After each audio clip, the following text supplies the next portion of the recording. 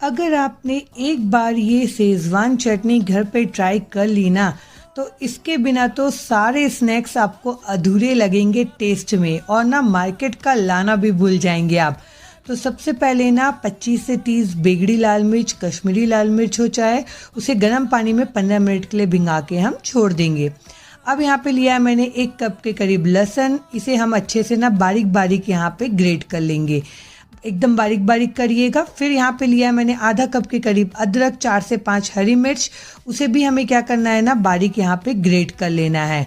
इसे एकदम बारीक होने तक ग्रेट करिएगा। अब मिर्च भी देखिए भींग के अच्छे से फूल चुका है, तो इसे मिक्सी के जार में ट्रांसफ़र करेंगे, थोड़ा सा पानी डालेंगे और इसे पीस लेंगे। अब पैन में डालेंगे आधा कप जितना ऑयल, इसमें डाल देंगे बारीक कटा हुआ लहसुन, अदरक, मिर्च और 3 से 4 स्टार मसाला और थोड़ा सा हरे धनिए का डंठल वाला पार्ट। इसे अच्छे से भून लेना है और उसके बाद डाल देंगे इसमें मिर्च का पेस्ट। अब इसे ना अच्छे से यहाँ पे धीमी धीमी आंच पे भून लेना है जब तक कि ना यहाँ पे तेल रिलीज ना हो जाए। अब इसमें डाल देंगे स्वाद अनुसार थोड़ा सा नमक, थोड़ा सा टोमेटो सॉस डालेंगे, थोड़ा सा सोया सॉस डालेंगे और थोड़ा सा विनेगर और 1 चम्मच के करीब काली मिर्च का पाउडर। इससे टेस्ट बहुत बढ़िया आता है। और ये शेज़वान चटनी ना आप महीनों तक फ्रिज में स्टोर करके रखेंगे ना तो बिल्कुल भी ख़राब नहीं होगा। तो ट्राई कीजिए और मुझे बताइए।